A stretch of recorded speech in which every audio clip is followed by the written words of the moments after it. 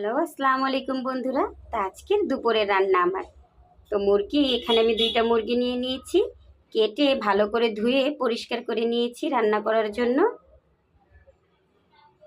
আর এখানে নিয়ে নিয়েছি কলমি শাক। তো কলমি শাকটাকে আমি বেছে ভালো করে ধুয়ে পরিষ্কার করে নিয়েছি।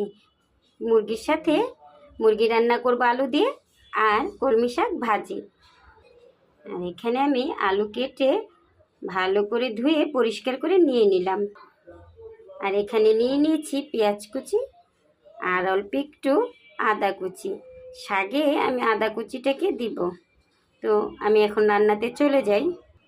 তো পাতিলটা আমার গরম হয়ে এসেছে, তো এখন আমি দিয়ে দিচ্ছি পেঁয়াজ কুচি।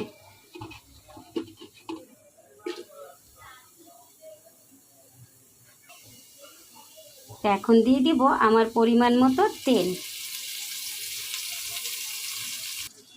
পেঁয়াজের সাথে দিয়ে দিচ্ছি আস্ত গরম মশলা। তো পেঁয়াজের সাথে আমি আস্ত গরম মশলাটাকে একটু ভেজে নিচ্ছি। পেঁয়াজটা আমার ভাজা হোক। পেঁয়াজটা আমার ভাজা হয়ে এসেছে, তো এখন দিয়ে দিচ্ছি পানি। এখন আমি একে একে সব মশলাগুলো দিয়ে নিচ্ছি। তো দিয়ে দিলাম লবণ, আর দিয়ে দিচ্ছি আদা রসুন বাটা।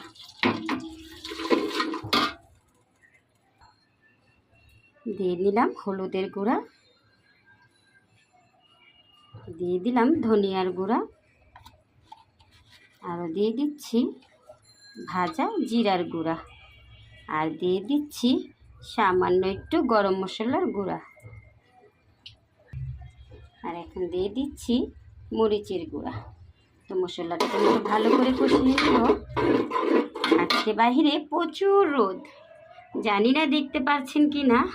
তো আমার বারিন্দা দিয়ে, চুলার পাড়ের জানলা দিয়ে গাছ আছে একটা, কিছু গাছ আর কি। তো এটা আমাদের বাড়ির না, অন্য বাড়ির। তো আজকে প্রচুর রোদ। তো এখানে আমি রান্না করতেছি, গরম প্রচুর। এই তো মশলাটাকে আমি একটু কষিয়ে নিই।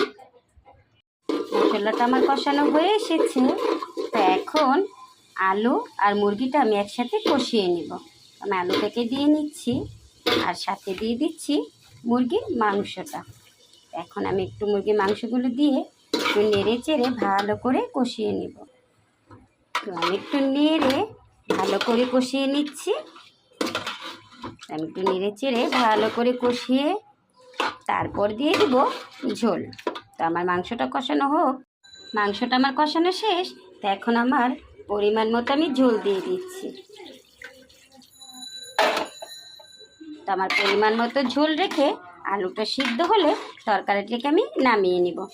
এখন আমি করে নিব শাক ভাজি, কলমি শাক ভাজি।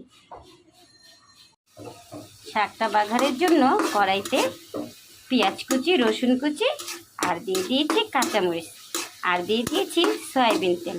এখন এগুলোকে আমি একটু ভালো করে ভেজে শাকটাকে দিয়ে দিব।